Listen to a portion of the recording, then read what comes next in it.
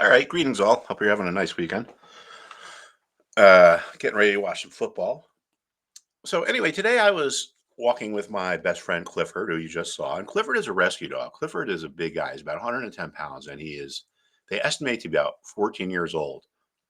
We adopted him 7 years ago, and he's been a great dog. So if you're thinking about getting a pet, you think about going to a rescue because the animals that you rescue know and they appreciate it, as opposed to going to a breeder because there's you know, a lot of animals get put down because there's just no one wants them. Anyway, I'm a big animal lover. Those of you who know me know my guinea pigs are in here. So this is Fresh Pet. I want to, like I said, I want to look at some of these animal stocks. There's a really interesting thing here. I could probably spend all night on this. When a market is going higher, we've experienced seller's remorse, right? It makes sense. People sell and then the price goes higher and they're like, oh, I shouldn't have sold. If it comes back to my level, I'm going to buy my shares back. So if it returns to the level that was resistance, you get remorseful sellers placing buy orders. And if there's enough of them, it creates support. Markets don't go in straight lines, they go in like a staircase. So you see that resistance there becomes support there, resistance there becomes support there. I mean, that you have this one outlier here, but still doesn't change the argument. Resistance becomes support, resistance becomes support. Now, to me, the essence of the head and shoulders pattern is that, and I'm not going to say I'm going to put one out here because a lot of people don't understand it, but it's a staircase, right? So now, how do we know if Fresh Pet, well, how do we get insight if Fresh Pet is going to go higher or lower? Well, if it breaks through and it reverses, this level becomes support. That sets the stage for another move higher. If it doesn't break through, then there's a good chance it's going to go lower, right? I mean, I know that sounds kind of comical. It's either going to go up or down. But this is how you read the markets, right? I mean, if if it gets higher and then reverses and the resistance doesn't become support, what does that tell you? It tells you the seller's remorse is fading from the market. And that's when you get ready for a turn. Anyway, this is a very interesting chart. Let's just see what the 1 day chart looks like.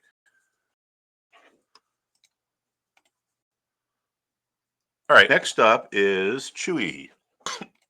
We used to get. Now I just go over to the store myself. And we're going to look at Chewy for 1 year. And now we can see the same kind of thing, but it's not as well defined. But we could look at this here, right? This could potentially, let's get the volume up here.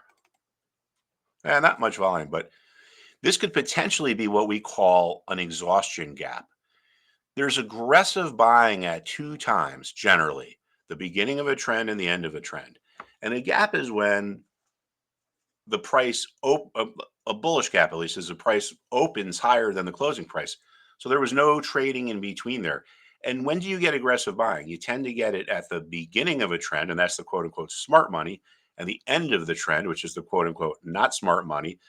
Those are the people that have like just been watching it, waiting for it to reverse so they can buy it at a better price. And they're like the last people to the party. So this could be a potential exhaustion gap. You could kind of see that this was an exhaustion gap. Oh, look at that. That's a really good example too. So here's your breakaway gap, the smart money buying at the beginning of the trend. Here's your exhaustion gap, the we'll call it the dumb money buying at the end of the trend. Every chart tells a lesson, and the reason why is because we see all the humans that trade have the same emotions.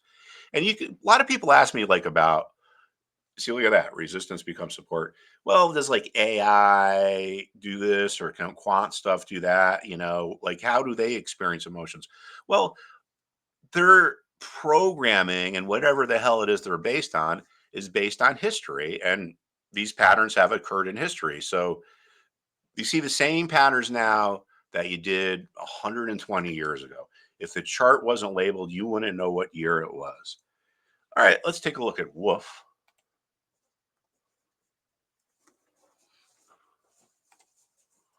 Ooh, now this has a whole different kind of thing going on here. This is, I mean, I don't know the details, but this could be a different. have a different business model than those other guys.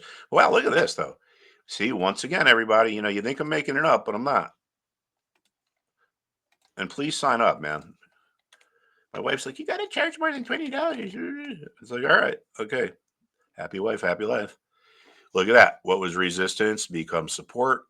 Now you can kind of see that support is kind of converting into resistance. Here's an example of overbought, right? And that look at that. There's your exhaustion gap.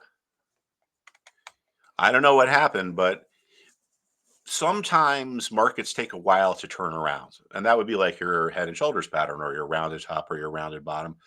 Sometimes the leadership between the bulls and the bears or the bears and the bulls takes place in one session or one day.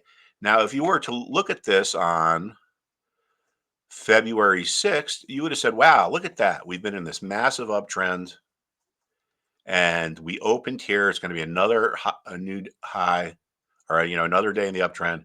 Got all the way up to 630. By the close, the sellers had pushed it all the way back and kept going. So this is what we call a reversal day. This is when the change of leadership from bulls to bears happens in one session. Technical analysis is not astrology or whatever, reading tea leaves. If you understand what these patterns illustrate, it'll make it much easier for you to make money. See, support becomes support. People buy down here, and when the price goes higher, they're like, I wish I could buy my shares back at the same price I sold them at. So when you get back to that level, they place buy orders.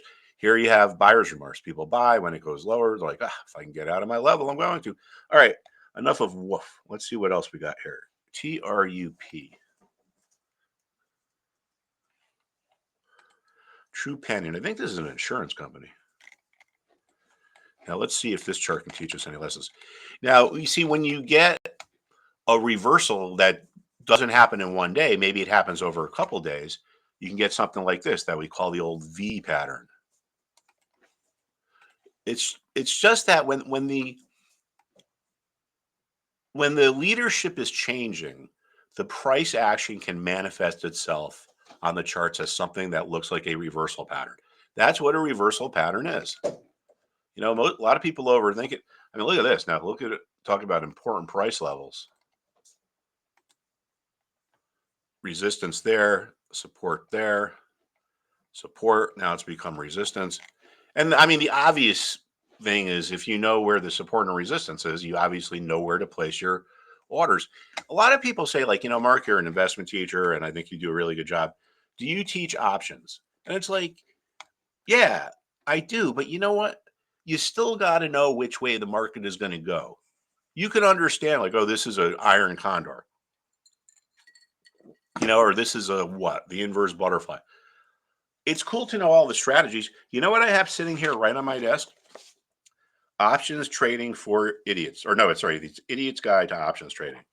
It's cool to know the strategies. And of course, if you want to trade, you have to trade them. But, you have to know them. But you can learn what all the patterns are or the strategies in like 3 days. What you need for success is to know which way the market is going to go, and it doesn't matter what your style is. It doesn't matter if you like to buy in the money, out of the money, near term, long term. You got to be successful. You got to have a feeling, and you got to be on the right side of the market. All right, Elon. Let's look at that one.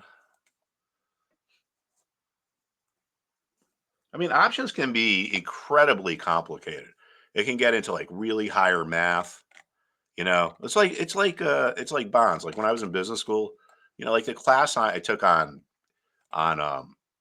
bonds was literally, no exaggeration, taught by a woman who was at the time the head of bonds at Goldman Sachs. So all the bond people just took it as like an easy class. It's like, oh, this is we're going to get an easy class here. When I went to NYU, it wasn't every person gets a trophy. It was graded on a curve.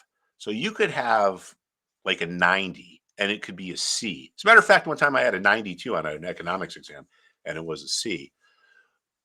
Anyway, it was our final exam and I had a fever and I decided to take it anyway. And there was this binomial option model. and I messed up on like the third rung of one. And so therefore I ended up failing the test because, every answer after that was wrong. So I went to see the professor. Her name was Jennifer Carpenter, and she was, a female, you know what I'm going to say. And I wanted to retake the test and she wouldn't let me. So I had a meeting with the dean. Then I met Mario Gabelli and I'm like, you know what? I'm passing this class. I think I got a C or a D.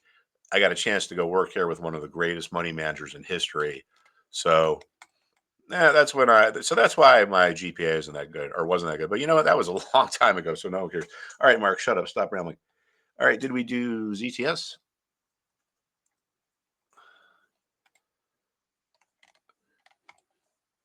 All right. What do we got here? Now, aha. Remember we were just talking about the resistance becomes support, resistance becomes support. Then the support broke. So this is like shows the essence of the head and shoulders pattern, if you ask me. Maybe it's not perfect, but when the price level that was resistance does not become support, I mean, it tested it here, and when the right uh, move higher here is lower, this is what we call a lower high. So the essence of the head and shoulders is that when resistance stops becoming support, it's a sign that there may be a reversal coming. When the rally or the next rebound goes to a lower high than the prior one, it means the right shoulder is lower. So that's what the pattern illustrates. Resistance is not becoming support, and there's a lower high. Now, as the price is going down, we see the opposite of what we saw before. Here, markets that go down are full of buyer's remorse. Buyers, you see that? Seller's remorse, right? We talked about that. When a market goes down, there's a lot of buyer's remorse, and people buy, and the price goes down, and they say, if it gets back to my price, I'm going to sell to get out of break even. And there's your right there. Support converts to resistance. And look at what we got here. Support becomes resistance. Markets they don't go in straight lines, they go in staircases.